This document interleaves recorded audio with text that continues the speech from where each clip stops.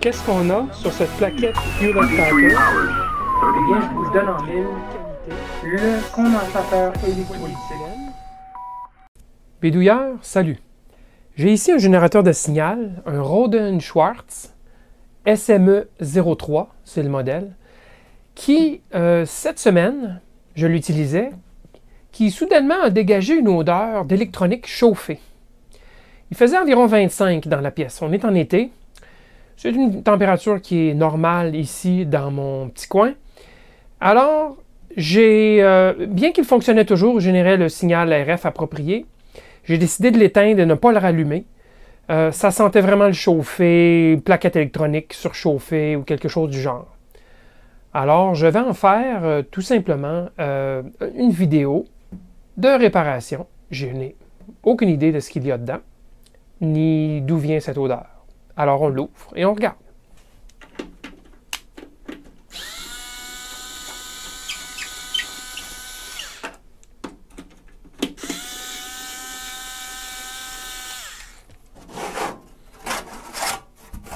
C'est aussi simple que ça. 4 vis. Très bien conçu.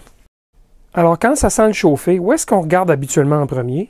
Oui, le bloc d'alimentation.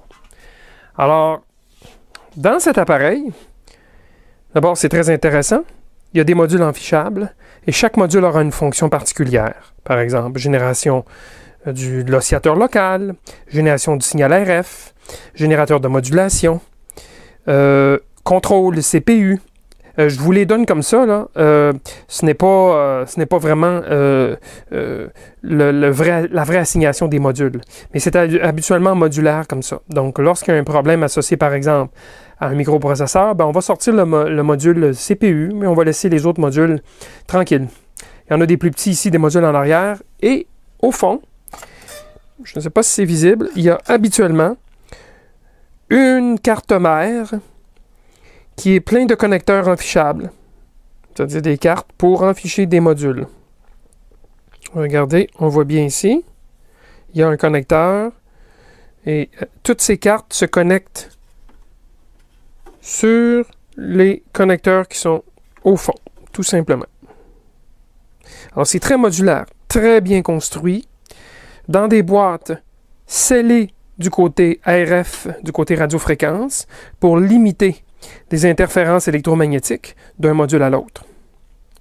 Rappelez-vous qu'un générateur de signal peut générer des signaux aussi faibles que 1 microvolt. Et donc, vous ne voulez pas que ce signal se fasse contaminer par des signaux intermédiaires quelconques dans l'appareil. Donc, tous les boîtiers sont bien fermés avec des couvercles métalliques. Alors, dans cet appareil, je reviens au bloc d'alimentation. C'est un bloc d'alimentation modulaire, donc unique à l'arrière. Donc, si ça a senti le chauffer, il y a des fortes chances que c'est venu d'ici. Alors, il va falloir que je pense à démonter, tout simplement, le bloc d'alimentation, ou à tout le moins enlever le couvercle.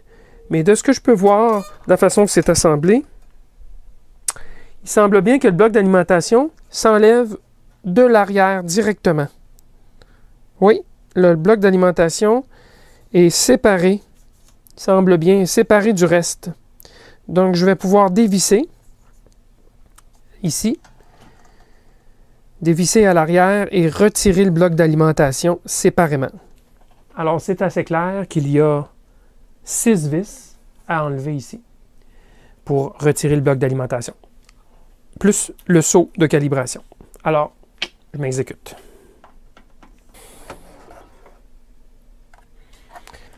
Bloc d'alimentation enfichable, en effet. Vraiment bien construit.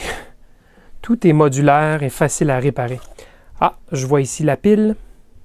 Je vois la pile qui pourrait être à remplacer un jour. Bon, il y a définitivement quelques petites vis à enlever ici pour le couvercle.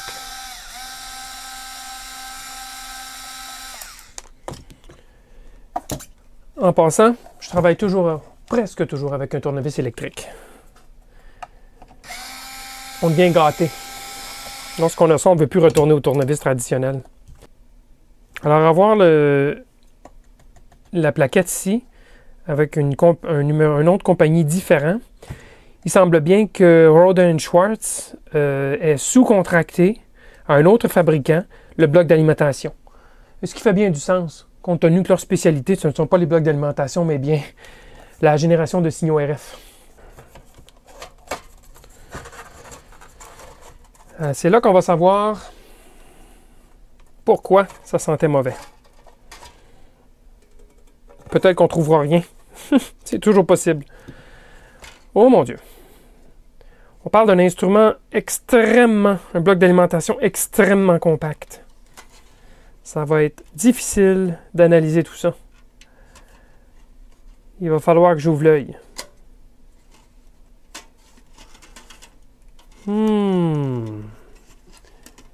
Ouais.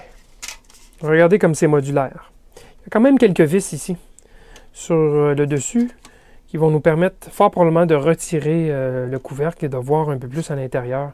Mais ce sont 2 plaquettes en sandwich, montées comme ça. Oui. Donc, les grosses pièces font ça, l'une dans l'autre. Bon, à première vue, là, très rapidement, je ne vois pas de pièce qui est chauffée. En tout cas, pas comme ça. Alors, il va falloir que je désassemble un petit peu plus. Peut-être trouver une résistance noircie, quelque chose du genre. Oh! Hop, hop, hop, hop, hop, hop. Ici. Je ne sais pas si vous voyez bien. Ça a chauffé. Au point où le film de plastique a fondu. Il n'est pas percé, mais il est fondu. Je ne sais pas si vous êtes capable de voir ça. Il y a une bosse. Alors ça, c'est un premier point d'intérêt à surveiller. Ce sont des résistances de montage en surface en dessous. Alors, il faut que ça ait chauffé beaucoup pour que ça fasse ça. Regardez cette résistance. C'est celle qui était vis-à-vis le film, la partie fondue du film. Je crois que celle au-dessus est bien correcte, mais celle-ci a définitivement surchauffé au point où la plaquette a même noirci. Alors, je ne sais pas si cette résistance-là est encore bonne. En tout cas, je la remplacerai certainement. Et je peux vous dire d'expérience que ça n'en prend pas beaucoup de surchauffe. Même une petite résistance comme ça, une 1206 de dimension, qui surchauffe. S'il y a moindrement une ventilation pour pousser cette odeur, je peux vous dire que ça sent très mauvais. Juste une, c'est tout ce que ça prend. D'autant plus que la plaquette semble avoir surchauffé. Alors, je vais inspecter encore plus près avec un stéréoscope, donc un microscope, pour voir si la résistance est endommagée de façon trop sévère. Et j'essaierai de voir si je peux trouver un équivalent ailleurs dans le circuit, une pièce équivalente en regardant les différentes configurations. Est-ce que le schéma existe? J'en doute fort. Mais en tout cas, cette résistance-ci, elle a eu chaud. Alors, c'est un travail méticuleux, mais j'ai réussi à ouvrir partiellement le sandwich. Il y a des connecteurs d'interconnexion à l'intérieur entre les 2 plaquettes. Donc, lorsque je vais remettre ensemble, il va falloir que je sois très observateur, puis je m'assure que tout soit bien reconnecté au même endroit. Je n'ai pas vu rien de particulier lorsque je regarde du côté primaire de la plaquette, donc le dessus. Autrement que la zone noircie de la résistance qui apparaît noircie aussi. Ce n'est peut-être pas du tout visible, mais ça apparaît noirci de ce côté-ci de la plaquette à l'intérieur. Je regarde autour, il y a des pièces avec des broches. Donc tout ce qui est du côté primaire n'est pas montage en surface. Le montage en surface est seulement ici en dessous. Je regarde les pièces dans l'entourage et je ne vois absolument rien de particulier. En tout cas, pas de surchauffe, ça c'est certain. Et je regarde ailleurs, j'ai inspecté tous les condensateurs électrolytiques que je pouvais inspecter et aucun ne semble avoir eu de problème, soit par le dessus, la fente ouverte, liquide sorti ou dommage encore plus sévère. Donc tout semble en bonne condition dans le bloc d'alimentation, sauf pour cette résistance qui a surchauffé énormément. Ah oui, j'ai regardé pour le manuel d'instruction pour voir s'il y avait une description du bloc d'alimentation. Il n'y a rien. Donc, je travaille les yeux bandés. On n'a pas le manuel de service ou quoi que ce soit. Donc, je vais faire de l'observation additionnelle, des mesures additionnelles, peut-être un remplacement de résistance. Et advienne que pourra dans un cas comme celui-ci. Regardez ce que j'ai trouvé. Le manuel de service. C'est mon jour de chance. La résistance en question, R232. Celle-ci. R232. C'est en plein ça, c'est une 1 kΩ. Bon, alors voilà, c'est un circuit de régulation pour moins 30 volts. Alors on a la ligne de moins 30 volts ici en bas. Il y a une filtration, évidemment. Et on a la masse ici. Il y a une résistance pour mesurer le courant. Mais elle ne fait pas partie de l'équation qu'on va essayer de résoudre. Alors, on a notre masse et il y a un transistor ici qui va contrôler le courant qui passe de la masse vers le moins 30 volts parce qu'ici, il y a un enroulement avec un pont de redressement. Alors, de la façon que ça fonctionne, c'est qu'on a des résistances, 3 résistances ici, qui sont des résistances de précision, au dixième d'ohm près, dans ce cas-ci en tout cas. Et alors voilà, il y a un diviseur de tension entre un point de référence, dont je ne connais pas la tension, et le moins 30 volts. Lorsque le moins 30 volts varie, la tension ici varie, puisque c'est un diviseur de tension, et ça va venir agir, cette variation de tension-là va venir agir sur la sortie de l'ampère opérationnel pour venir polariser plus ou moins ce transistor pour compenser pour la chute de tension ou l'augmentation, ce serait le travail inverse qui se produirait ici. Et donc, diminuer le courant qui passe et donc régulariser le moins 30 volts. La résistance en question qui a chauffé et bruni, c'est celle-ci. Celle-ci, elle semble belle, mais il y a quand même un peu de noir. C'est à voir si c'est celle-ci seulement qui a causé le problème. Mais c'est celle-ci qui chauffe au point où la soudure a fondu et heureusement, cette pièce est collée lors de l'assemblage. Donc, elle est restée en place. Alors, pourquoi cette résistance surchaufferait de beaucoup au point de venir complètement noir? C'est un peu mystérieux parce que c'est la base d'un transistor. Donc, en théorie, il y a très peu de courant qui circule ici et c'est un diviseur de tension vers la masse entre la sortie de l'ampère opérationnel et la masse. Donc, possibilité, transistor défectueux, peut-être. Possibilité, ampli opérationnel défectueux, douteux. L'appareil semblait bien fonctionner, mais ce n'est pas impossible. Alors, ça se passe ici. Soit l'ampli op ou le transistor qui a un problème. Et donc, je vais évidemment mesurer éteint les deux jonctions de ce transistor pour voir si tout est fonctionnel.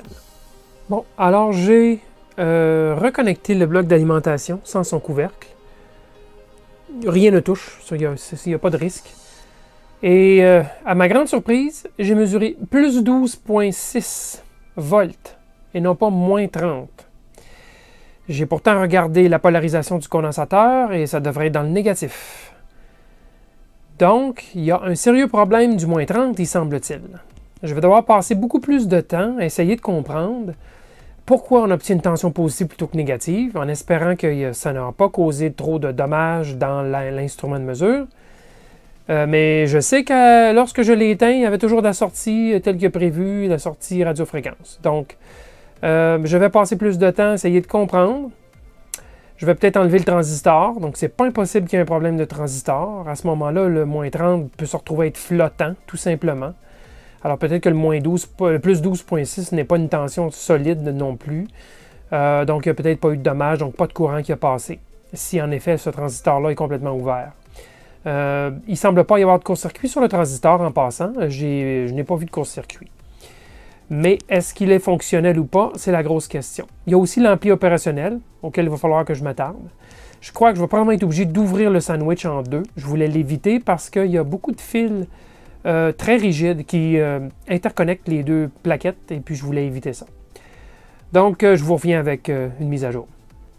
Comme c'est souvent le cas avec une surchauffe, les îlots pour la résistance R232 se sont détachées de la surface. Vous voyez comment c'est noirci. Ici, il y a de la colle aussi au centre et elle a noirci elle aussi. Donc, les îlots se sont détachés, mais les traces sont encore connectées. Donc, on va pouvoir souder notre résistance ici pour de remplacement sans problème. J'ai décidé de l'enlever, de la remplacer. Elle était calcinée. Et comme ça, au moins, on s'assure qu'il y a bel et bien 1 kΩ ici. Et je vais aussi vérifier l'autre pour être certain. OK, alors j'ai fait des mesures additionnelles. L'avantage de ce bloc d'alimentation, c'est que cette tension, le moins 30, fonctionne même lorsque le bloc d'alimentation est retiré de l'appareil. Donc, sur mon établi, je peux alimenter le bloc d'alimentation et faire des mesures. Alors, j'ai 0 volt ici, ce qui fait totalement de sens, puisque cette résistance-là n'est que de 1 ohm pour mesurer le courant qui passe. Alors, j'ai une masse ici à 0. Cette résistance ici, on sait qu'elle a surchauffé. OK? Je l'ai remplacée par une bonne, mais je vous explique après pourquoi elle a surchauffé. Celle-ci aussi est bonne, j'ai vérifié. Bon, alors on a ici un transistor NPN, on voit le petit triangle ici, qui est la flèche qui pointe vers l'émetteur, l'extérieur. Donc on s'attendrait à ce que la tension ici soit 0,6-0,7 volts, plus élevée que celle-ci, lorsque le transistor fonctionne, et ça serait au maximum, donc presque en saturation. Regardez ce que j'ai mesuré, plus 11,2. Alors clairement, on n'a pas 0,7 ici, on a 11,2 volts de différence. Alors, cette pauvre petite résistance d'un K, si on fait le calcul, on a 1/4 de watt pour une petite résistance qui est probablement d'1/4 de watt au maximum, peut-être c'est 1/10 de watt, je ne sais trop. Donc, à la longue, elle a chauffé, chauffé, chauffé, et elle a bruni. On était sur sa limite. Et on sait qu'on ne met jamais la puissance qui est spécifiée à long terme. Alors, pourquoi un 11,2 ici? Ici, j'ai mesuré plus 12,6, plus 11,2.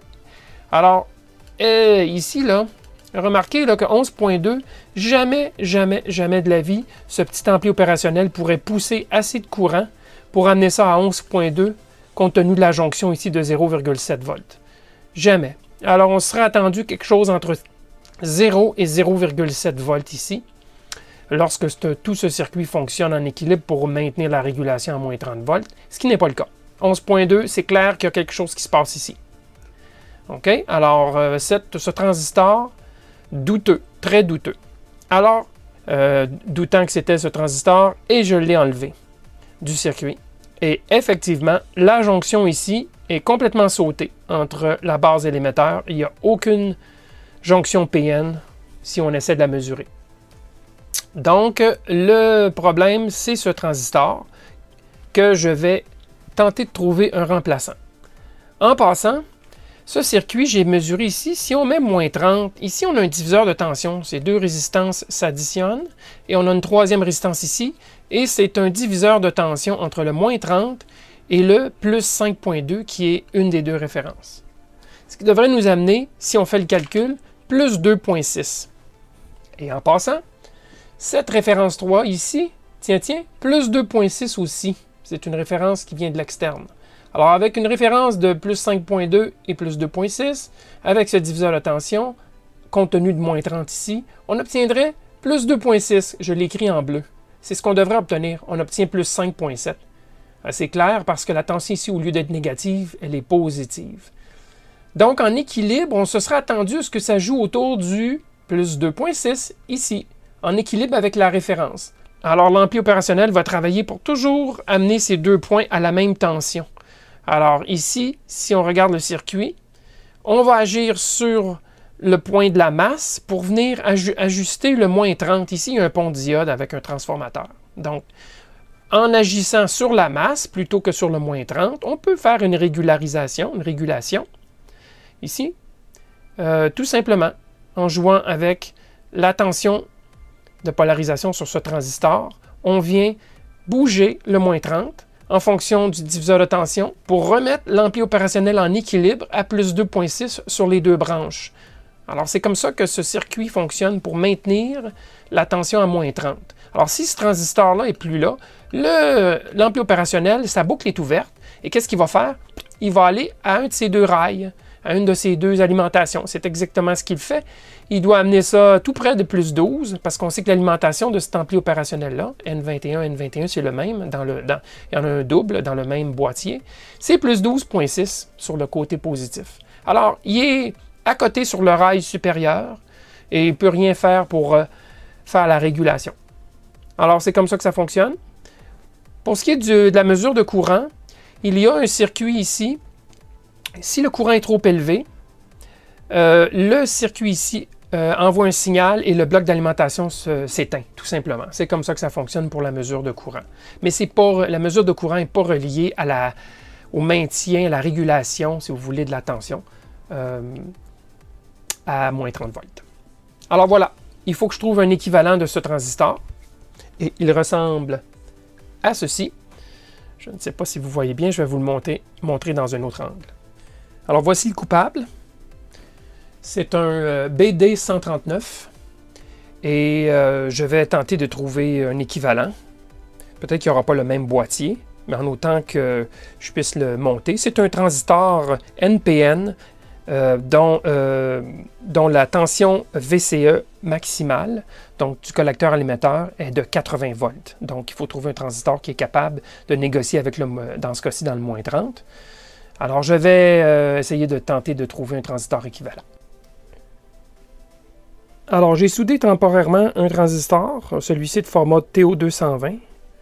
C'est un 2SC 5027. Son gain est un peu plus faible que le transistor original, mais comme c'est une boucle fermée, je ne crois pas que l'ampli opérationnel va avoir de la difficulté à compenser et à amener exactement le point d'équilibre. Attention, moment de vérité, j'allume.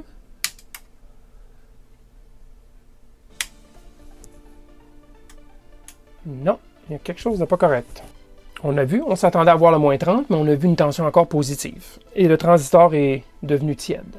Alors, le transistor a sauté parce qu'il y a une raison. On ne sait pas la source du problème, autrement dit.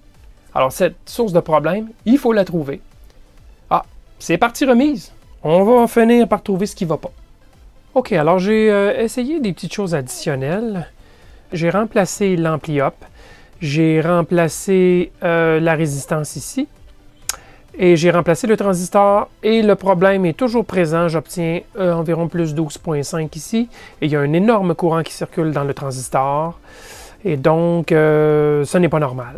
Alors, ce que j'ai fait, c'est que j'ai levé la patte du transistor et j'ai plutôt injecté avec un bloc d'alimentation externe d'environ moins 40 volts. J'ai injecté ici la masse et j'ai levé ici le pont de diode aussi et j'ai injecté moins 40 ici. Ce qui a complètement déconnecté le pont de diode ainsi que le transformateur. Et devinez qu'est-ce qui s'est produit? Un beau moins 30 volts. Donc, le circuit tel qu'il est là fonctionne bien. Le transistor fonctionne bien aussi. Alors, ça se passe du côté du pont de diode et du transformateur. J'ai vérifié les diodes. Elles semblent toutes bonnes. C'est des diodes Schottky. Je vous montre qu'est-ce que ça a l'air. Alors voilà, ça c'est le gros transformateur avec plusieurs enroulements pour les différentes tensions. Et la tension qui nous intéresse, c'est celle-ci, moins 30 volts, 0,1 ampère. Et donc ici, c'est déconnecté complètement. Et donc ça fonctionne si je déconnecte complètement cela. Alors il me reste ceci. J'ai vérifié les diodes en circuit et elles lisent 0,22 volts, ce qui est typique d'une diode Schottky, parce que ce sont des diodes au Schottky. Donc tout semble correct de ce côté-là, mais il y a quelque chose qui fait que la tension négative ne se développe pas ici, c'est plutôt une tension positive qui se développe. Alors, j'ai commencé à mesurer les résistances sur les enroulements pour vérifier que cet enroulement-là est totalement flottant par rapport aux autres. Jusqu'à maintenant, je n'ai rien trouvé. Je vous ai dit que j'ai vérifié les diodes. Je vais vérifier le condensateur, mais ça ne devrait pas être un problème. Mais je vais quand même le vérifier. Je vais soulever une patte pour voir si ça pourrait être un problème. Alors, je crois sincèrement avoir trouvé le problème. J'ai bougé un des condensateurs électrolytiques et lorsque je le bougeais, je voyais que la résistance du court-circuit changeait. Et donc, j'ai enlevé le condensateur et voilà ce que j'ai trouvé en dessous. Donc, une partie de la plaquette de circuit imprimé qui est complètement calcinée. D'un seul côté, par contre, de l'autre côté, on n'y voit rien. Alors, je vais voir si je peux gratter la surface pour essayer d'éliminer le court-circuit, car il y avait beaucoup de courant qui passait dans cette zone carbonisée, et c'est ce qui se produit lorsque c'est trop carbonisé. Le carbone peut conduire, et j'avais une résistance d'environ une dizaine d'ohms. Alors, je vais voir si je peux régler ce problème. Ça aura pris bien des heures pour le trouver, mais je vais essayer de tenter d'y remédier. Problème résolu. Le générateur fonctionne très très bien. Alors, je l'ai réparé. Je suis très heureux. Qu'est-ce que j'ai fait? J'ai tout nettoyé, la partie noire. En fait, la plaquette de circuit imprimé était complètement calcinée. Il y avait, une fois nettoyée, il y avait carrément un trou dans la plaquette d'époxy vert. Donc, j'ai tout gratté, nettoyé à nouveau, gratté, inspecté avec un microscope, dans ce cas-ci un stéréoscope, et pour m'assurer qu'il ne restait plus de noir, donc de carbone, il ne restait plus rien qui pourrait conduire avec le temps. J'ai ensuite réinstallé le condensateur, mais surélevé. Je ne l'ai pas collé contre la plaquette pour être certain que si c'était le condensateur qui a causé le problème, la surface inférieure, que ce problème ne se reproduira plus. Et donc, j'ai réglé le problème complètement et à ma grande satisfaction. Maintenant, qu'est-ce que j'ai fait du début, quand on regarde? J'ai détecté une odeur de plaquette de circuit imprimé surchauffée. J'ai fait donc une observation rapide. J'ai découvert qu'il y avait des pièces qui avaient surchauffé. J'ai tenté de les remplacer. Donc, je les ai remplacées.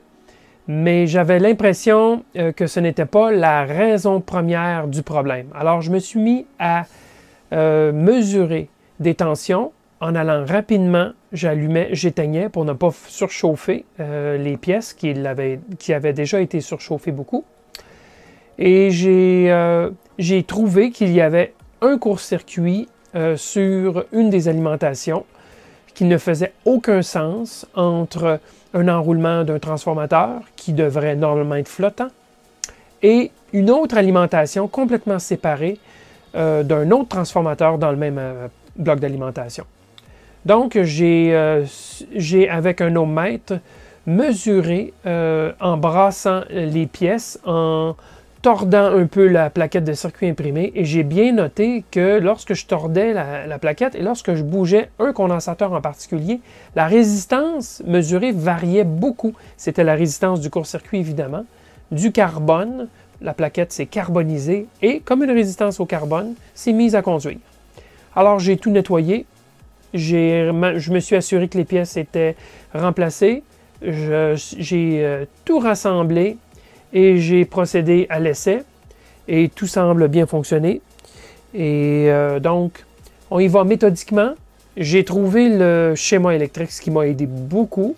Donc, même le manuel de service. Sans ça, je n'aurais jamais été capable, je ne crois pas du moins, de résoudre le problème. Mais avec le manuel de service, une analyse graduelle, systématique, on essaie de comprendre le circuit. On essaie de localiser quelles pièces ont surchauffé. On y va méthodiquement, on remplace les pièces qui sont défectueuses jusqu'à ce qu'on trouve notre problème. Alors, on y va méthodiquement et habituellement, on trouve. Dans ce cas-ci, les blocs d'alimentation sont relativement faciles à réparer puisqu'il n'y a pas de pièces exotiques. Ce ne sont que des pièces courantes qu'on peut trouver facilement, les pièces de remplacement. Alors voilà, j'espère que vous avez apprécié tout le processus de réparation. Et si vous avez des suggestions ou des commentaires à faire, ne vous gênez pas. À la prochaine!